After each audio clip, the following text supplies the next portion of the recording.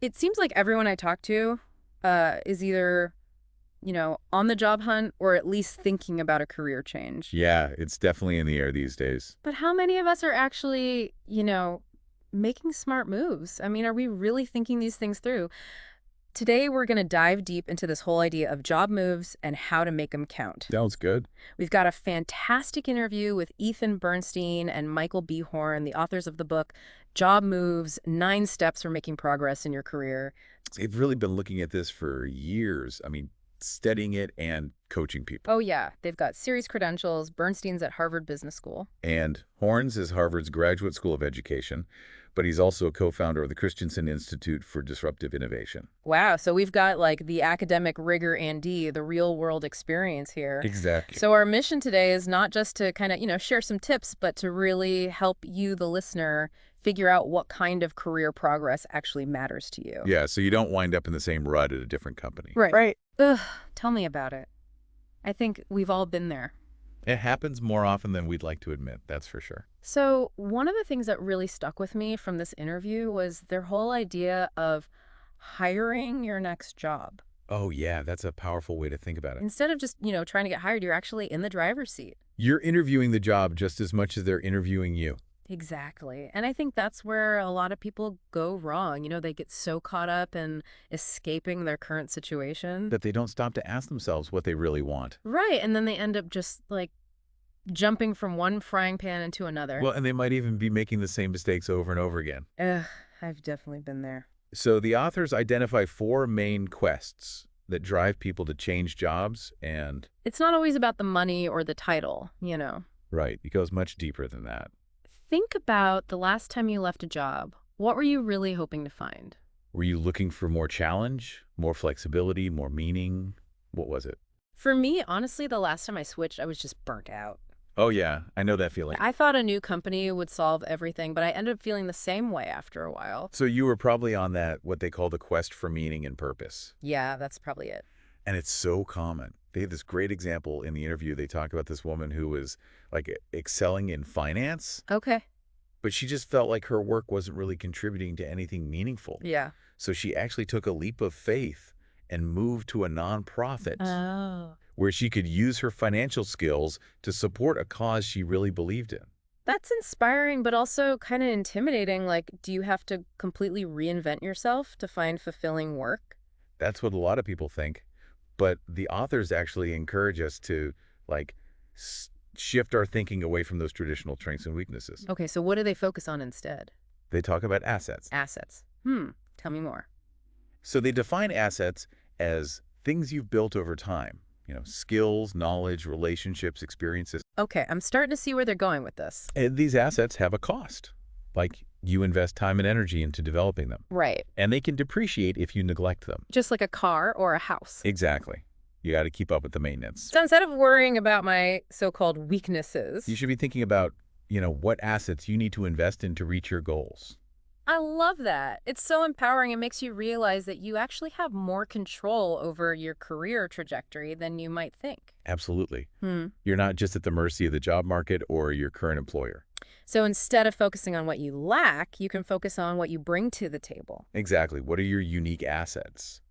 And how can you leverage them to create the career you want? I love this shift in perspective. It's not about waiting for the perfect opportunity to just fall into your lap. Right. It's about actively creating the kind of career you want. But how do you even know what you want? And how do you find opportunities that align with your goals? I feel like we're getting into, networking territory here. Ah, yes, the dreaded N-word. But before you groan, Bernstein and Horn actually have a really refreshing take on networking.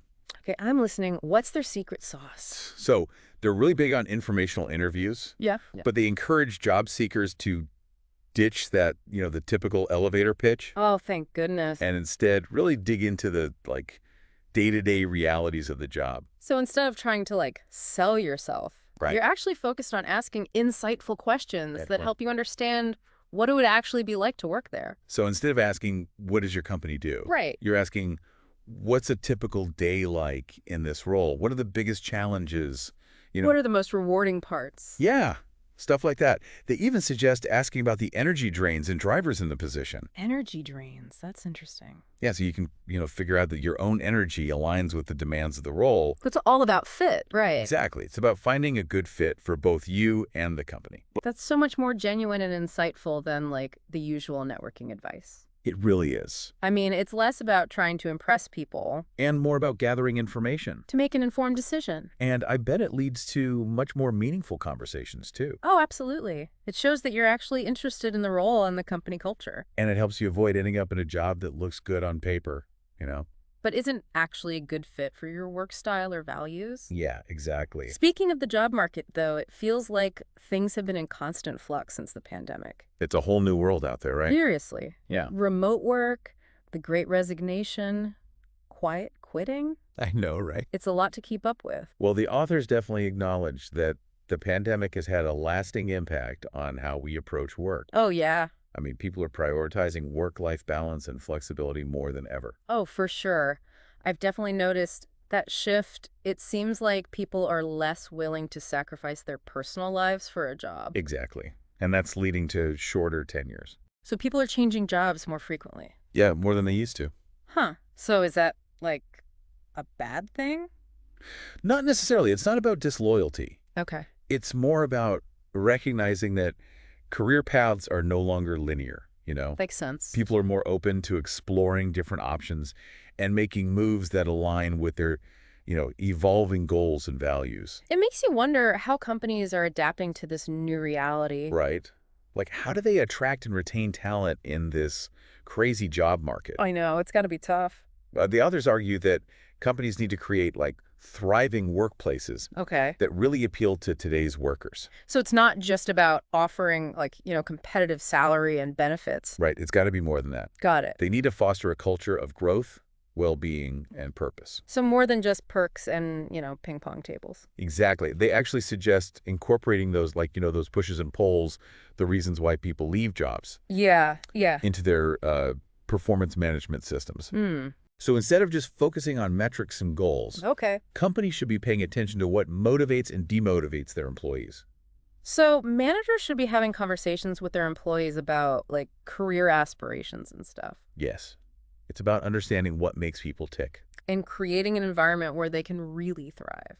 Right. And they also suggest creating, get this, shadow job descriptions. Shadow job descriptions. What are those? It's about going beyond those formal job descriptions you see online. Right, that are all, sanitized. Exactly. Yeah. And providing a more, honest look at the day-to-day realities of the job.